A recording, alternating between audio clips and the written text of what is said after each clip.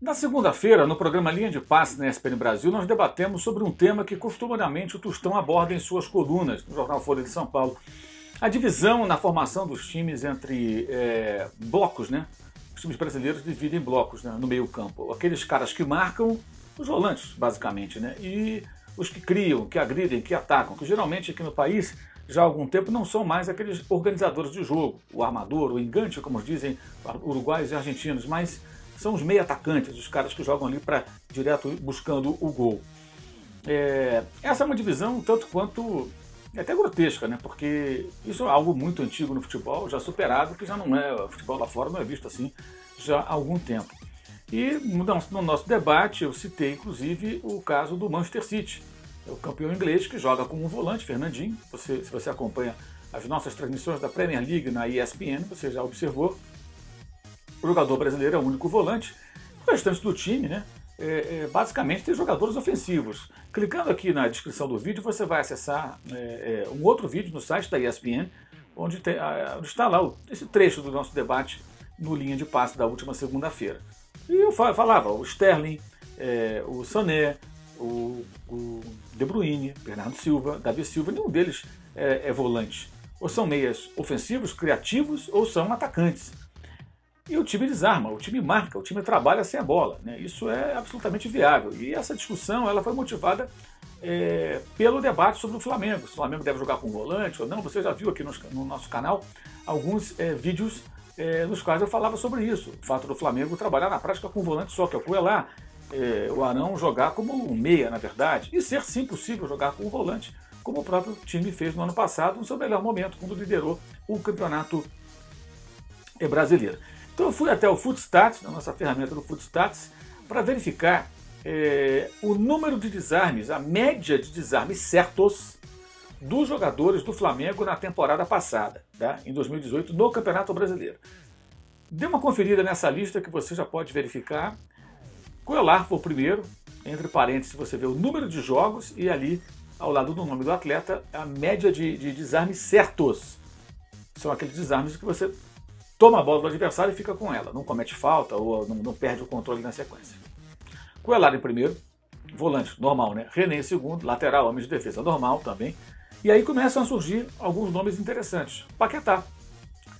Se o Paquetá desarmou 2,2 vezes por jogo no Brasileirão passado, o que impede o Everton Ribeiro de ter essa função e essa preocupação e se esforçar para recuperar a posse de bola, como fazem esses jogadores do time inglês que eu citei há pouco? Depois vem o Arão, normal, muitas vezes escalado como volante.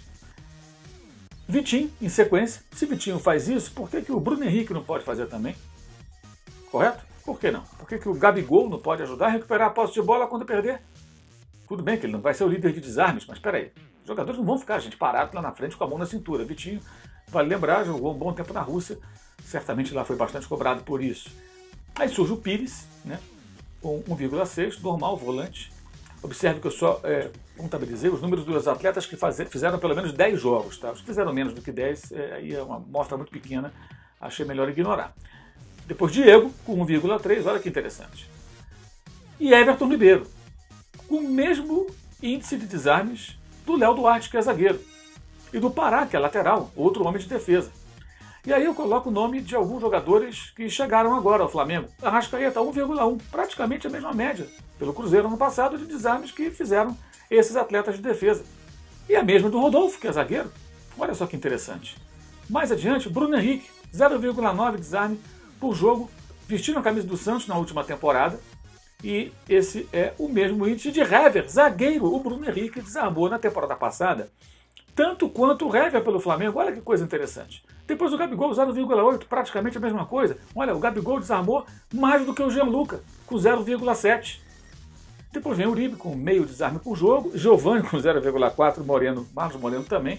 Até nisso os dois deixaram muito a desejar. E o Dourado, que o 0,3 desarme, é um jogador que participa muito pouco do jogo, não consegue fazer muito bem esse trabalho, isso aí não espanta ninguém. É claro, gente, que o desarme não é tudo para você avaliar se o jogador participa sem a bola. Mas vamos raciocinar aqui. O jogador pode até fazer uma interceptação acidentalmente. Ele se posiciona no campo, não vai atrás de ninguém para tentar tomar a bola, mas um erro de passe do adversário, de repente permite que ele intercepte. Ele vem na direção dele e intercepta ao passe. Muitas vezes mais por demérito do adversário do que por mérito dele. Embora os bons jogadores, especialmente volantes, que fazem esse trabalho muito bem, a chamada leitura de jogo, são ótimos interceptadores de passe. Eles interrompem o passe sem ter que correr o risco de fazer a falta, que é o desarme, que você tem que ter ali o contato, ali o combate, né, para dar o bote e tomar a bola. Então quando você vê jogadores que desarmaram, você percebe o seguinte: se esse cara desarmou, ele marcou, porque ninguém desarma sem marcar. Ninguém faz desarme sem correr atrás do adversário, cercá-lo e se aproximar para tomar a bola. Então qual a dificuldade, qual o problema para que no Brasil, o que impede que no Brasil nós tenhamos times com um volante, e não obrigatoriamente com dois, nada contra jogar com dois. Você pode até ter dois volantes que marcam muito e saem bastante para o jogo. Mas por que a dependência de tantos volantes, 2, 3 às vezes, né, em times técnicos, quando você pode ter jogadores habilidosos que também trabalham sem a bola? Como faz os lá de fora? Por que a gente vê isso na televisão e não pode colocar isso em prática? Bem, porque é mais difícil, né? Porque é mais complicado. É um trabalho de convencimento, de treinamento, até de, digamos assim, de aprimoramento e atualização do atleta naquilo que ele faz dentro de campo. E aí é mais difícil para os técnicos, né? Eu acho que o técnico tem que ser ainda melhor para conseguir fazer isso. Fica aí essa reflexão. A análise foi feita em cima do Flamengo no debate no Linha de Passe, por isso utilizei o Clube Carioca como referência, mas vale a pena fazer esse tipo de reflexão também pensando no seu time, por que não? Caso você não seja rubro-negro. Detalhe, Marcos Rocha, lateral do Palmeiras, teve 20 jogos no último Campeonato Brasileiro e 3,8 desarmes por jogo em média. Da posição do Marcos Rocha, o Flamengo tem o Pará com 1,3. Né? E o Rodinei nem apareceu com 1,5, perdão. 1,5 o Rodinei, 1,3 o Pará. E o Marcos Rocha teve 3,8, mais que o dobro. Se você somar os desarmes do Rodinei, a média, com o do Pará, vai dar 2,8. 3,8 Marcos Rocha, são da mesma posição. Olha que coisa interessante, hein? Ah, tudo bem, a forma de jogar do Palmeiras é diferente, mas já com o Roger Machado, no Paulista, o Marcos Rocha desarmava mais. E o Blanco do Atlético, com 11 partidas, depois se machucou, 3,9 desarmes por jogo. Menos que o Coelar, né? Mas um número mais expressivo do que o do Arão e do Gianluca, que é um garoto.